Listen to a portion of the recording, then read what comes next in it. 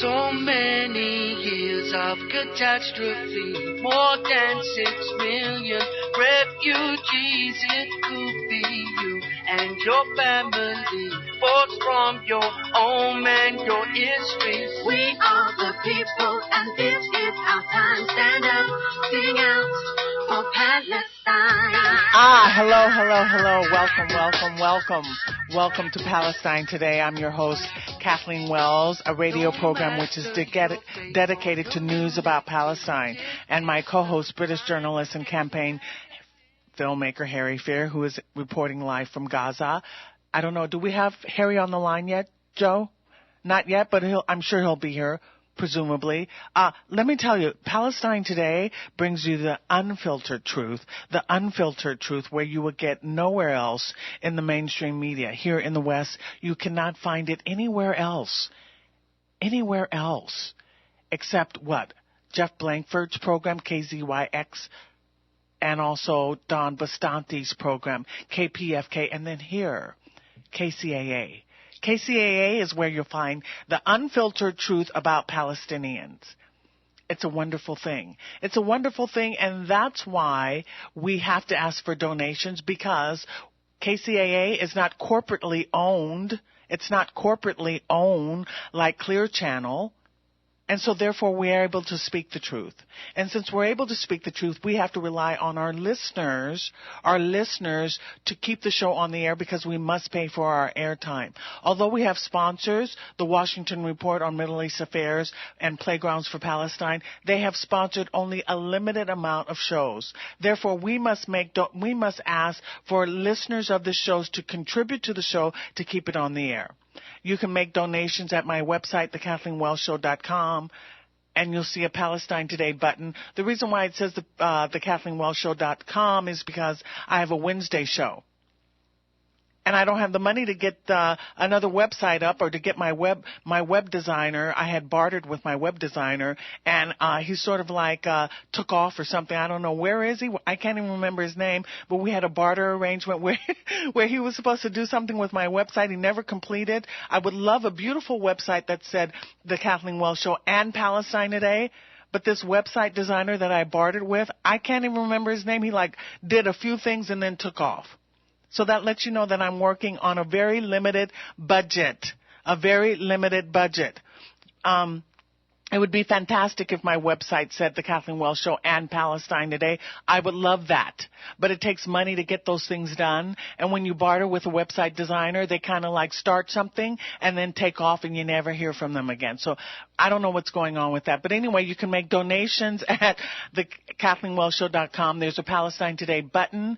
You click on that button and you can make a donation to the show. Yes, we have to pay for our own airtime. It's a good thing that we have to pay for our own airtime. Why? Because we're able to speak the truth.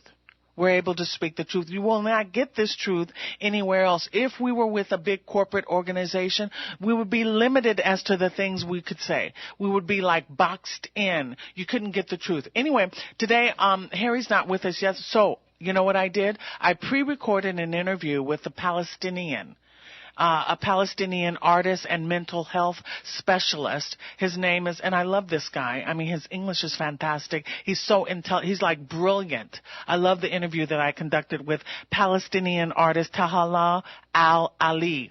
I hope I'm pronouncing his name right. Talha Al-Ali. Yeah.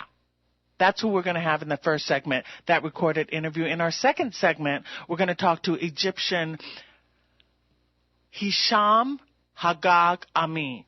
I think I'm pronouncing it correctly. He's going to talk to us about the ousting of President Morsi and what the ramifications will be for the border between Egypt and Gaza. That's the second segment. So the first segment will be with a pre-recorded interview I conducted with Palestinian artist Talha Al-Ali. So, Joe, why don't you play that interview? Thanks. Hi, this is Kathleen Wells with Palestine Today, and I'm conducting an interview with Talha Al-Ali, who is a Palestinian who lives in the West Bank. Hi, Talha. Hey, hello. So, I'm so delighted to have you as a guest, and thank you for joining us on Thanks. Palestine. It's an honor for me. Thank you. Thanks. So tell KCAA listeners, give them some background about yourself. Give them some background about you personally. My name is Talha Al-Ali. I born in Kuwait, raised up in Jordan, now living in Palestine. I'm 26 years old. I have a master's degree with community mental health. I work as, I don't work actually, I'm a volunteer as a trainer for theater and hip hop. I do rap and I act in theater, write plays, something like that. And I'm still waiting to find a job in my certification as a psychiatric. I guess that's enough. So, Talha Al-Ali, who you tell me that you have a degree from university in mental health. Talk to me about how Palestinians are adversely impacted mentally by the occupation from Israel. Talk to me about that adverse impact on Palestinians. Okay, when I want to talk about the Palestinians, I prefer to start with the most important group. So I prefer to start speaking about children. The recent researches, some of them done by the UN and other NGOs, it shows that 75% of Palestinian children have symptoms of PTSD. Also, most of these children have all symptoms of PTSD. And when I say children, it means under the age of 12. On the other hand, a lot of children, their parents are in jail, like their mothers or their fathers. Also, there are a lot of children in prison, not only their parents. Well, when we talk about teenagers, we don't have the minimal possibility to practice our hobbies, to go out, to have fun, or all these things that, like, to spend our leisure time, you know. So it's we always suppressed. We can't go to visit, for example, the occupied territories. We can't go to the sea, to the shore, swim or something like that. So all these things just suppressing the Palestinian people. So it's known in Palestine that we are friends with depression, because depression is one of the most is the most mental disorders that appears in Palestine for teenagers. Then it goes for adults. So it's like how to say it, when you always live under pressure to be always super vigilant as well, like you're always ready for something. It makes you always how to say it. It makes anxious. You anxious, and it makes you a little bit weaker than you used to be. Relapse after relapse, then your nervous system will become weaker. And there are most of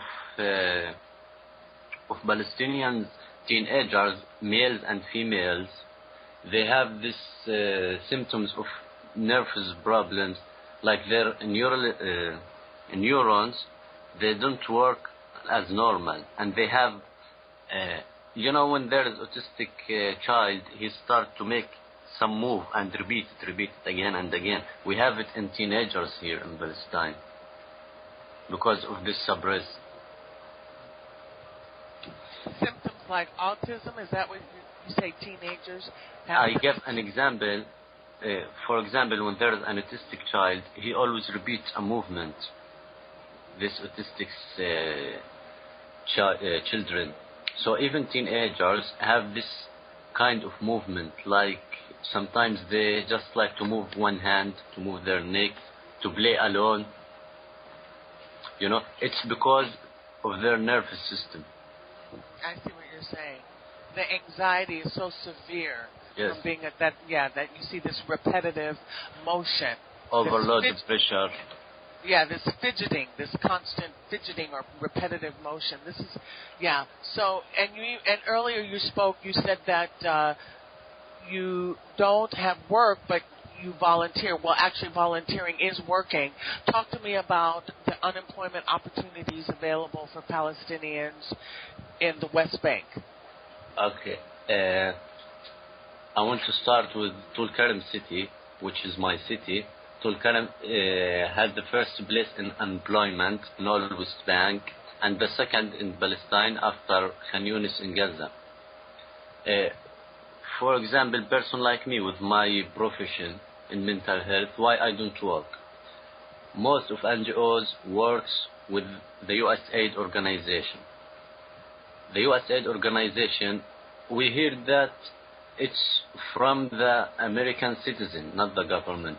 But why I can't work with things like this? Because before you start to work with them, you have to sign a paper that you are recognizing the Palestinian resistance as terrorism. No Palestinian can sign a paper like this if he has dignity. Do you understand? So I still unemployed, and I will never be employed before I sign such a paper like this. In the another hand, Oslo Agreement put a limit for the factories in Palestine, in West Bank, not, let's say, especially. We have specific number, specific kind of factories.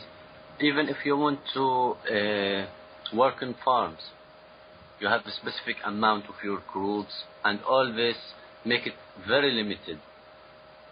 So you can't find a place to work in because we're more than enough for the limit that they gave us. Oslo Agreement signed in 1993. So can you imagine, since 1993, we are limited with this. So, in other words, if one is, your access to opportunities to find employment are limited. It has been that way since the Oslo Accords at a minimum. And also, you've indicated that if one wants to work with an NGO, for instance, like USAID organization, USAID, they have to sign a paper that indicates that they oppose Palestinian resistance. Is that, Sure. Am I characterizing it properly? Yes, exactly. Also, when I say a volunteer in Palestine, I want to make something clear. When you are a volunteer in the Palestinian rules, let's say, or in the NGOs in Palestine, the volunteer don't take anything, nothing, no pocket money. They don't pay for transportation. They don't even give you meals while you work. You understand how it is? So how do you survive? Sometimes I work at night. Let's say I work 1 day or 2 days every week. My brother works, he helps. Like that. Speaking of your brother, I spoke with you earlier, and you mentioned to me that one of your brothers was actually a Palestinian resistance fighter. No. No?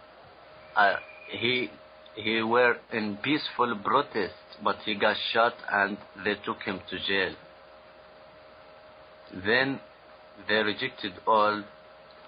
No, we can't have permissions, we can't have anything. Not because he was a fighter, because he went out in a peaceful protest where he got shot. Because mostly if there is any Palestinian fighter, they destroy his house, his family house. And your brother was a peaceful fighter and he got shot. He was in peaceful protest, yes, against the war from Gaza in 2009, in 2008, sorry. Now, also, I want to ask you, tell listeners what university you attended. Its name is Al-Quds University, where I got my master's degree, and for my BA in Al-Najah University. Now, how were you able to even attend university? I think that many people in the West don't realize that many Palestinians attend university and actually are very proficient with English. So explain to listeners how you were able to attend university. Okay. We go to the university if we passed the secondary exams, which is extremely difficult.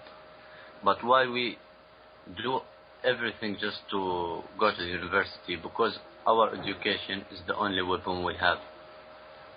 I remember it like yesterday. When I started with my BA studies, I didn't study the first semester. I was working in a restaurant. Then I continued and I registered to the university and I started to study while I'm working at the same time. I work after the university. It was also very hard for me. Why? Because I was in another city and I can't go back and forth every day because of the checkpoints. You have to stay in the checkpoint. Every time you pass it like 2 hours or more. It was very difficult, more than today. So I lived there for 3 years and a half in another city. This city is far away, about 70, 75 or 80 kilometers only. In less than an hour I can go to my city from the university, but I couldn't because of the checkpoints and all these things. Then, you know, everybody has to struggle in his life. I finished my university because I know it's the only weapon I can have to struggle to survive in this life. After that, I couldn't find a job because of what I told you about our NGOs in Palestine and the USAID organization. So I said maybe when I have a master's degree, I will have more opportunities to work. I finished and it's same situation. And not even same situation, it's more difficult. Why? Because when the checkpoints became less, most of foreigners from Europe and America comes to work here in these organizations, in the NGOs. So they took our chances to work. You understand? You feel me? So we lost more chances to work. And the policy now, they're trying to make all educated Palestinians go outside to work in another country just to make Palestine with only have an educated nation. And that's why also I refused a lot of times to go and work outside. And this is intentional, isn't it? Yes. Right. So also talk to me about the occupation in a general sense, and then talk to me about it specifically with regards to your town, Tulkarem, your city, Tulkarem. So talk to me generally about the occupation. When I want to talk generally about the occupation, I have to divide it as the occupation did, because there are 3 places. The occupied territories, where they built the so-called Israel. It's all Palestinian lands. The other part, Gaza. These first 2 parts, I can't go there. I can't enter them at all. So I can tell you what I hear from people living there, but for me, I never been there, and I can't. And you've never been to Gaza. You've never been to Gaza. Yeah. No, and I never been in the occupied territories as well. But I can talk about West Bank. The situation is in West Bank. Difficult or hard is not enough. It's extreme, you know, because of the global affection in Ramallah and the ignorance for other cities. In the north, in Tulkarem, it's neglected from all NGOs, from the government, and it was like I'm trying to choose nice words. It was like hell for the Israeli occupation in the Intifada. Tulkarem, Jenin, and Nablus. So they tried to separate it from West Bank, from the other cities. In the Intifada, it was close, the north, let's say. And how it's very difficult here, or extremely difficult to live. Most people are unemployed. Most people facing checkpoints every day. let's say not every day twice or 3 times. Also, for example, in Tulkarem, they have chemical factories. It's one factory or 2, I don't know, maybe one, because one closed. It's Kashuri factory. All the disposal goes to Palestine. The pollution goes to Tulkarem city. Most of people have diseases from it as well. And it makes people run away from this area. But who have his house there, where to sleep on the street? No. So he lived in his house, but with the diseases. He accepted this because he has no other choice. If you want to talk about education, also in my city, we only have one university here, but not everybody can attend to the university because it's somehow expensive. When I want to compare it in our financial situation. Also, to our families, we don't have 1 or 2 children in our families. 4, 5, sometimes 6. It's a problem, I know, but it's the tradition. So you can find only 1 or 2 studying from every family, from each family. At the same time, this 1 or 2, it's extremely difficult for him to find a job. Also, this one who finds this job, he must spend on the family. Why? Because you took your chance to study. Most families suffer from this situation in Tulkarem city. And if anybody wants to go to work, for example, in Ramallah, if he had this chance, if you want to work in Ramallah is extremely expensive comparing to Tulkarem. In Ramallah, they are making their policy like they want to act, they want to work, they want to speak as Europeans. Because it's full of Europeans. When you work in Ramallah, most of workers there are foreigners, not from Palestine. You will get shot when you work in Ramallah. Because Where are the workers from? What countries? Europe, all countries from Europe and America. Why is that? I'm going to tell you. Because the organizations, the NGOs, originally from Europe or from America. So they sent them to work there. And once I had a friend from Poland. I asked her, why you working here? Why you don't work in Poland? She said, life is cheap in Palestine, and I have my social money. So I come here, and I have a lot of money to spend when I go back to Poland. It's just like this. Some of them, the government sent them, so they don't take social money. They take their salaries from this organization where they are working. And when you want to compare the salaries or the range between Palestine and Europe, in Palestine, I worked for 3 months with this organization. They used to give me $400 every month. I worked with him because they didn't ask me to sign this paper. But it was a project for 3 months. €400, what you can make with them in America or in Europe? Nothing. Do you understand? But at the same time, in here, you can spend 1 month with it. But foreigners, when they come, they don't take salaries like us, like the Palestinians. They take salaries as they used to take in their countries. They build it, it's based on the rate in their countries, not in here in Palestine. So it's a good opportunity for them as European to find a good work and to save good money. So, and essentially what you're saying, yeah, I know exactly what you're saying. People are taking advantage of the oppression and misfortune of others. They're taking advantage of it. And I know, as a black woman, believe me, I know this. How people worked in the civil rights movement and they want to be sort of like lauded and championed as, I did something so noble and altruistic. But really it was just a selfish, opportunistic opportunity for them. Sure. Taking advantage. And their passion really isn't in it. Their passion isn't really in the work of it. Do you know what I mean? Yeah, it's just greed, not passion.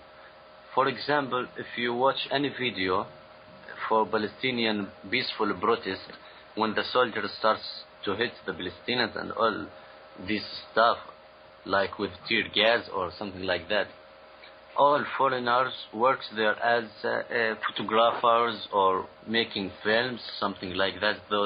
So they get happy when things like this happen, because now they will have money from their photos or the videos. So it's just like they are working in Hollywood. I'm talking about filmmakers and photographers.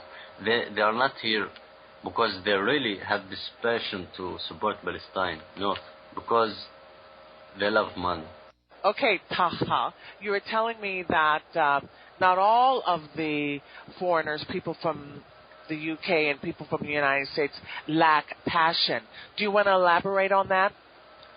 I'd like to mention that because I met a lot of good people from them who came because of their passion, because they really love humanity. They really want to support Palestine and Palestinians to find the justice in their life and to have a better life. That's why I have to mention this. Not all of them, not all people are the same. Right. And Rachel Curry from America? Oh, yes, of course. Rachel Curry, yes. She's one of the greatest humans whom supported Palestine with their hearts and souls. She paid the ultimate price for her commitment and devotion to Palestinian people. Yeah. So what else would you like listeners of Palestine Today to know? What else would you like to say to them? Actually, what most important to tell everybody in this world, not only in America, just to not go with the mainstream media. I once read a quotation in a comic magazine, and I liked it. Two men playing. One of them said to the other, "Do you know that all opinions were shaped by the media?" The second one asked him, "No, I don't know that. How did you know this?" He said, "Once I watched a show about it on TV." So it's like this. Most of our opinions based on the mainstream media, not based on the truth. And who control the media? The powerful, the one who have money. And who make all these wars in the world? The powerful and the one who want to make more money. So it's not advice. I'm begging them not to go with the mainstream media and believe everything you see or you hear in the mainstream media. Because most of the foreigners who comes here always every day, when they see how is the situation in Palestine, they say it's totally different. It's totally the opposite of what they read in their books or they see on TV. Totally the opposite. And you're also involved, you say you're an actor and also a hip-hop artist. Talk to me about how hip-hop is a form of expression, of artistic expression that reflects or represents those who are speaking for the voiceless. Hip-hop started, or the origins of hip-hop started from the black people. So it started only for this reason, the voice of the voiceless. So on the other hand, hip-hop, you can express feeling, ideas, and everything you want to express. Not like other kind of songs. You only just sell good words. So when you make hip-hop, you send a message with the feeling, with the ideas, with the thoughts, with all together the goals. So it's a great mean to express yourself. And that's why I chose hip-hop. Also, my voice is not so good to be a singer. It's better with hip-hop. But no, hip-hop is good also because it's accepted so much in the Western cultures. So they can listen. So they can listen to this more than the traditional Palestinian songs. Right. Well, you know what I'd like to do? I'd like at this point to listen to just a little bit of your music. I know it's not in English, it's in Arabic, but just so that listeners can get a feel of your music. راح تموت بدون نظر أو قضية بس الحمد لله الله تاب علي طلعت من العتمة وفين شفت الضي بس بتعرف بيني وبينك يا خي لليوم بخاف من الغدر وطير بشربة مي في ناس بتنولد ذمها معلقة من ذهب بس احنا الواحد فينا بنولد والشفرة في ذمه مش ذنبه شغل مخك صح غير عقلك ما بفيد محد غيرك بسمعك لأنه عنا بالتحديد بتعيش في مجتمع منهوش غريب ايد فيهاش غير اصبع راح توقع على الأكيد شغل مخك صح غير عقلك ما بفيد محد غيرك منفعك لأنه هون بالتحديد بتعيش في مجتمع منهوش غريب ايد فيهاش غير اصبع راح توقع على الأكيد الله يبعدنا عن الحرام أبو وديع تعال عندي. That was wonderful. Thanks for sharing that with us. I feel your passion. So what else would you like to say? How would you like to close? Give us some closing thoughts, Talha. Give us some closing thoughts. A closing thoughts for this conversation or for this interview or whatever you want to call it. Every time when I want to close any speech about Palestine, I don't focus on Palestine. I don't focus on my country. I focus on the humanity in general. Because when you are a human, it doesn't matter where you live or what's your color or all this racist stuff. You are a human. We're all a human in the end. So even in Palestine or in, let's say, Africa or any other country in Asia as well, we have to see the truth.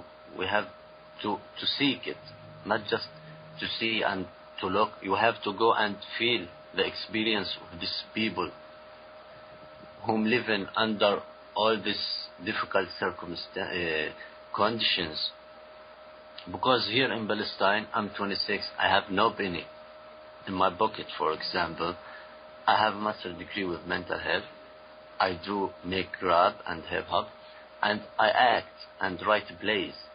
But why I don't have it? You know, I mentioned before why I don't work. I still unemployed. But for hip hop and theater, we pay it from our pockets to make people listen for our songs, to make people attend to our plays. Because we make it for the humanity. We make it for Palestine. We don't make it because we are commercial. No, not at all. I'm not a commercial rapper or a commercial actor. No. I always do it for free, and also sometimes it's expensive. That's why I don't record always. I only do it when I have money. So the idea of it, we have to sacrifice, we have to struggle, we have survive in the end. But we can't survive if we don't have the sense of humanity in us. We can't survive if we are greedy. We can't survive if we didn't feel with others.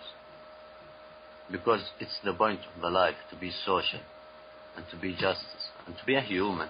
As Vittorio said, if you know Vittorio from Italy, also he got killed in Gaza. He was supporting Palestine. He was pro-Palestinian and he got killed in Gaza. He always used to teach children how to be human. That's to be a human. How to be human, yeah. Yes. It's not about your religion. It's not about your color. It's not about where you are from. It's about the humanity, the sense of humanity inside of you. And that's my message to all listeners. Just be a human. Just be a human. Just be human. Well, Talha Al-Ali, I'm very delighted to have the opportunity to speak with you.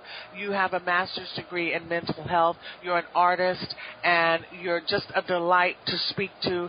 And you have all of this, and you're unemployed. I want listeners in the West to hear that. Can you imagine that Talha Al-Ali would be unemployed with all of this he has to offer to the world? Is this unbelievable? So thank you for taking the time to speak with me. You're welcome. It's my honor. Oh, well, we're back. That was my pre-recorded interview with Talha Al-Ali. I was just so delighted and thrilled to be able to interview with him. We're going to take a break right now. When we come back from the break, actually we were going to have Egyptian Hisham Hagar Amin on, but I think the power went off in Egypt. I was speaking with him earlier via Skype, but the power went off. So instead of having Hisham join us, after the break we're going to be joined by Edward with the Bristol Nakba Museum in Bristol. So we'll take a break and we'll be back with Edward from the Bristol Nakba Museum. We'll be right back.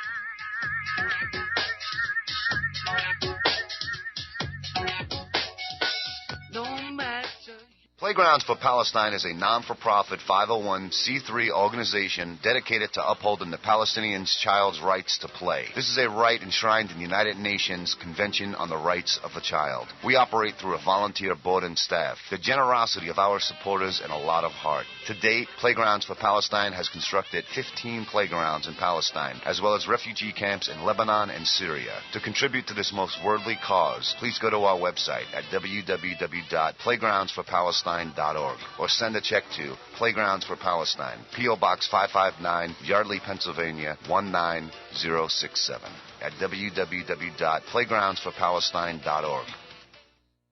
Hi, this is Kathleen Wells, the host of Palestine Today. And Harry Fear and I, guess what? We need you, the public, who is listening to KCAA's Palestine Today, to donate. We must pay for our airtime. We are volunteer hosts. Please go to my website, thekathleenwellsshow.com, click on the donate button, and donate to Palestine Today. Your generosity will help to keep the show on the air. Without it, we cannot keep the show on the air. So, no matter how small or how large, please make a donation. We need you, the public who's listening to Palestine Today, to make a contribution, to make a donation, to tell us, yes, that you like this show and you want Palestine Today to continue. So don't forget, thekathleenwellsshow.com. Make a donation. We're counting on you. Are you fascinated by the Middle East, but worried that U.S. foreign policy may lead yet to another war? Do you care about civil rights? For the past 30 years, the Washington Report on Middle East Affairs has brought its readers the real news, minus the corporate media spin. Read about Palestinians trying to survive the world's largest occupation. Learn how your hard-earned tax dollars fund that illegal occupation. Find out how much your members of Congress has received from pro-Israel PACs, and much, much more. Visit the Washington Report's website, www.wrmea.org, or call 888-881-5861 to request a free sample copy. Better yet, subscribe. It's only $29 for 9 issues. Mention Palestine Today and get a bonus gift. Call in now and give us your opinion on KCAA, the Inland Talk Express. Dial toll-free 1-888-909-1050. Or in the 909 area code, dial 888-KCAA. That's 888-5222. KCAA, the Inland Talk Express. So many years of catastrophe, more than 6 million refugees. It could be you and your family, forced from your home and your history. We are the people, and this is our time. Stand up, sing out for Palestine. Welcome back. You just heard my pre-recorded interview with Talha Al-Ali, who is a Palestinian artist, hip-hop artist, and rapper, and mental health expert. He has a master's in mental health. He is from Tulkarem in the West Bank, and we just were listening to that pre-recorded interview. Now we're going to be joined, actually normally we were going to be joined by Hisham Haga Amin, who is an Egyptian, who is going to talk to us about the ousting of President Morsi and that what that means in with regards to the border in Gaza. However, the power went out in Egypt, unfortunately. So we're going to be joined by Edward with the Bristol Nakba Museum. Edward has been a guest on the show previously. He's going to give us the latest updates. Also, what I want to do is give out the call-in number so that if anyone out there is listening and would like to call in and ask Edward or I any questions, feel free to do so. That number is 1-888, it's toll free, 1-888-909-1050. Edward has been a guest on Palestine Today before. He has a museum, which he is the director of in Bristol. And hi, Edward, how are you doing? Hi, Kathleen. So nice to be speaking again. And thanks for the invite. Well, to give the customers an idea of what this is about, basically, it's a museum. And it's a Palestinian embassy. The idea of that is that Palestine does not actually have a country yet. So the idea is to put into the minds of the people that, yes, it really is an ordinary country with extraordinary people trying to survive. So basically, this museum and this embassy is about awakening the public to what's happened to these people and what is still happening.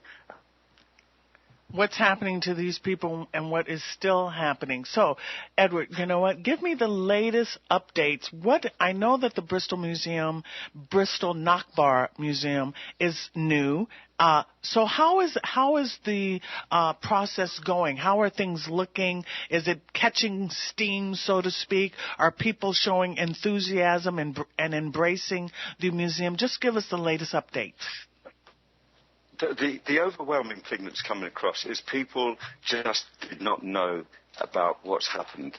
And when they come here, what they see is the history, the journey of the Palestinian people before the British, before the Balfour Agreement. And what they see is a totally, what would I say, realistic and completely innocent people. And what's happened to them is beyond description. So what's happening when the people see, the photo shots, the kind of old Jerusalem, the old land, the gathering of the harvest and the weddings and the very close of the Palestinian war. When they see that, they're quite shocked. They're quite moved. In effect, we've had people actually break down and cry. So they just didn't know, and that in a way validates exactly what we're trying to do, is to give people information so they can take that away and they can then hopefully come to the conclusion that it's no longer acceptable. And from that, they will then, perhaps go to their local representatives or write to the government or join with other people to do a similar thing. A byproduct of opening this museum is that we've been asked to do one in Stockholm and also one in Birmingham. So already people see the virtue of having a museum that it actually doesn't point any fingers. It just shows exactly what happened, What happened? It shows the fact of the matter. So what I want to ask you, Edward, is what motivated you to get involved and to be so passionate and committed to the Palestinian cause? What motivated you to get involved? Well, I think generally the policy towards the Middle East, I was one of the 2 million that objected to the war in Iraq. I could see that was wrong, and it was basically taking the war to the Middle East. And also, it was done in a way that the public were totally excluded. And then, really, I just concentrated on trying to sort of stop, the kind of war machine continuing.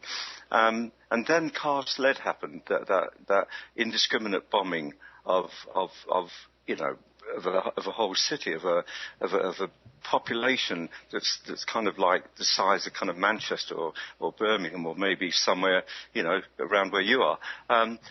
that brought it home to me, the sheer kind of, level of, hate towards the Palestinians that anybody could even think of doing that. And of course, from then on, the history of what the Palestinians went through, came through loud and clear. We had to search for it, but it was there. And I could no longer turn my back. It's a bit like, once you know the truth, you either act on it or you turn away. And if you turn away, then you're not really the person that, can respect oneself. So in a way, once you take that on board, and if you're the sort of person that can't look away from injustice, then you're hooked. And that's how, I'm hooked, and the lovely people around me are equally, not hooked, but driven, I'd say, to get, justice, back to the people of Palestine, because it's the worst thing I can imagine, because not so much that there are worse atrocities that happen throughout the world. In Africa, we know that, terrible things happen. But in the Palestinian context, every single stone that's upturned by the Israelis is worked out, it's documented. They know exactly what they're doing. They've known exactly what they're doing since 1948. So what you've had a war machine, and so well backed, so well financed, pitted against the Palestinians. The Palestinians have they're beginning to learn, have no idea of what's weighed against them. They have no, real contact with what's happening in America, APAC, our own Prime Minister Cameron, backing them to the hill as his predecessor did. They have no idea of the sheer, level of control that, our own governments have over the fate of the Palestinians. So in a way, it felt like joining a battle that, if I didn't join, I'd rather be dead, sort of thing. That's the way I see it, anyway. You know what I mean? And likewise to everybody that contributes to this museum. It's now the 4th week that we've been here, and it's just a wonderful experience. People come, they see, and they say thank you for showing us, thank you for opening our eyes. You know what I mean? And it's just simple, facts put out there, illustrated, and that's it. That's how it should be. But unfortunately, we know the only facts that emerge are the ones that suit, the people in power. So in effect, it's so lopsided. You know what I mean? We actually haven't had anybody adversely affected by this. What I mean is we've had no adverse criticism.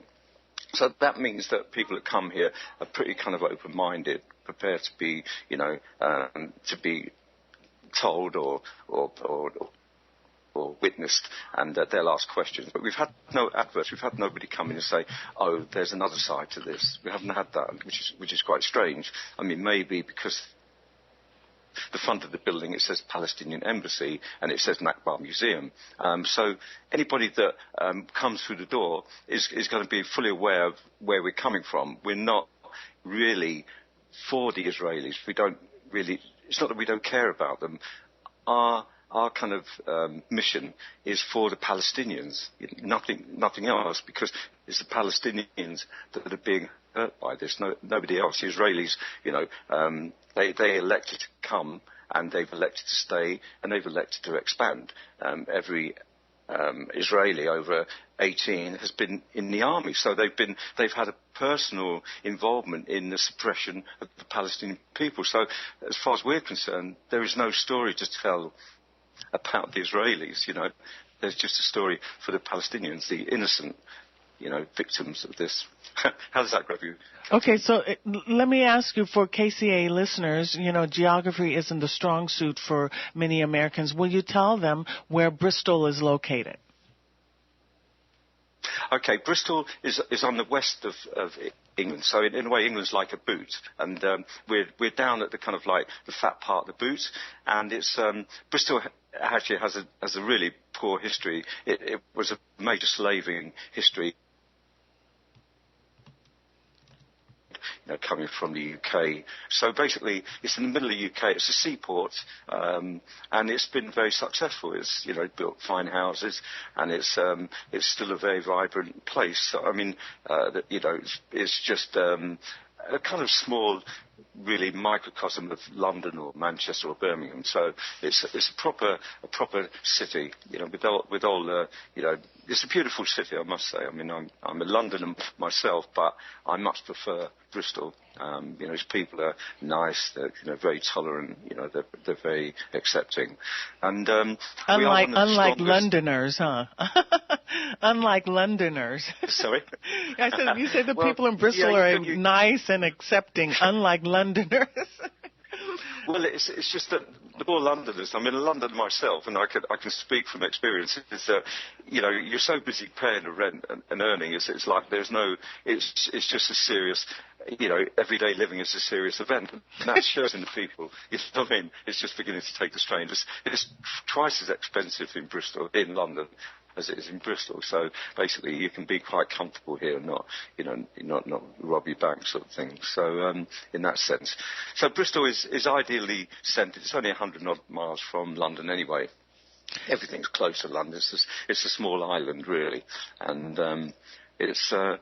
And it has a very positive attitude towards Palestinians. The actual council itself, the municipal council, were one of the first to vote to de-invest in Israeli goods or in any Israeli products, including their pension funds. Anybody that was associated with them was dropped. So they were really leading. And this is some years ago as well, maybe 4 years ago.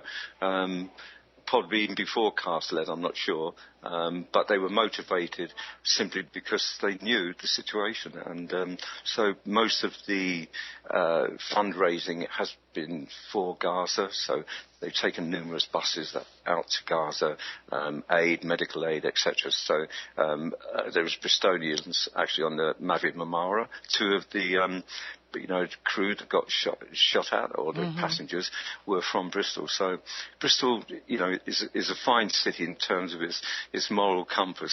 It's a pleasure to be here. Yeah, well, I just have a message on my Facebook page from Dinjaka Bryant, who's listening to the program, and she writes, I fell in love with Bristol, a wonderful town. So, gosh, kudos for Bristol, I say. Hear, hear. So tell me, what is the plan, what is the goal for the museum, the Bristol Nakba Museum? What is your goal? What would you like to foresee in the future regarding the museum? Well, we see the museum as expanding. We'll probably, hopefully, within 4 or 5 months, we'll probably have a working roadshow. That will be, the whole museum will go from city to city throughout the UK. And then we would simultaneously try to, give all the information, because the beauty of modern technology is that all the photographs we've got now are. So if somebody phoned me up tomorrow and say, look, I want to do this in wherever, in LA, we could send all the material to them. And all they would need is the premises, a printer and a laminator, and that's it. You're in business. So our short-term goal is to, our short-term goal is to expand the museum, bring it into more cities, and also the very short term is to get the awareness out. Make sure that people know what's happening on a day-to-day basis and what's happening, and to question as to why their government are not doing anything about it. Well, so is this sort of like I don't want to say a roving or a traveling museum. In other words, you want to get it into more cities. It's not like a franchise. Explain that further, could you please?